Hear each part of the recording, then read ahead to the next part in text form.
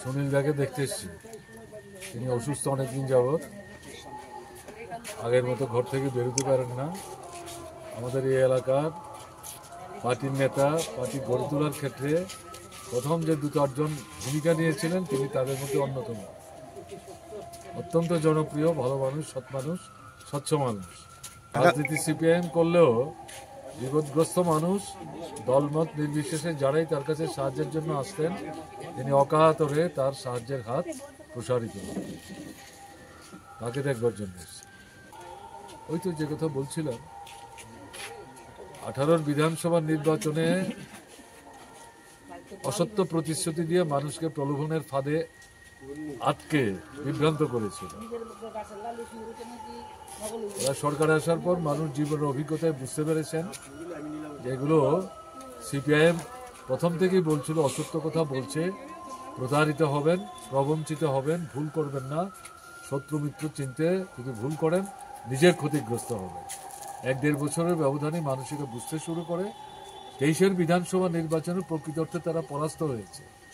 তীব্রামথা যদি সেখানে প্রতারণা না করতো এরা সরকারি আসতে পারে না।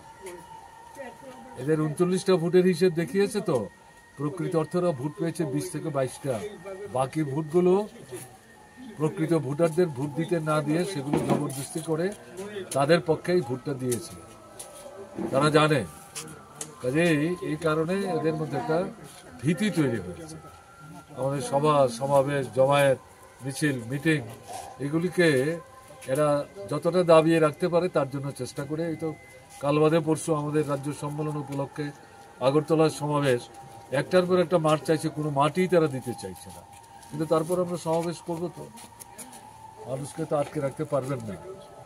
কেমন না, মানুষের তো ক্ষুধার জ্বালা যন্ত্রণা তো দূর করতে হবে, আয় উপার্জনের ব্যবস্থা করতে হবে, ছেলে মেয়েদের পড়াশোনার ব্যবস্থা করতে হবে, হাসপাতালে চিকিৎসার সুযোগ চাই, রোজগার চাই, কিনবার ক্ষমতা চাই। এগুলি সব কিছু তো হরণ করে নিয়ে গেছে। কাজে এই পরিস্থিতিতে দাঁড়িয়ে মানুষ বুঝতে পারছেন চুপচাপ ঘরে বসে থাকলে সমস্যার সমাধান হবে না। আস্তে আস্তে মুখ খুলতে হবে, বেরোতে হবে এবং প্রতিবাদে সোচ্চার হবে। শুধু সিপিআইএম আর বামফ্রন্ট করবে তা না, সাধারণ মানুষ এটা বুঝতে শুরু করেছেন। এমনকি বিজেপির যারা সাধারণ সমর্থক তাদের মধ্যে যাদের সততা নিষ্ঠা আছে তারা এগুলো এখন মন খুলে বলতে শুরু করেছে। প্রেমের মরশুমে স্বর্ণকমল জুয়েলার্সের নিবেদন শুধু তোমারই জন্য।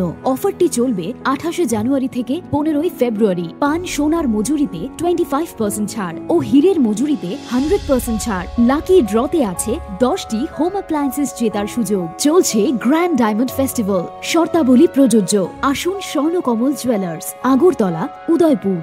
দোকান প্রতিদিন খোলা।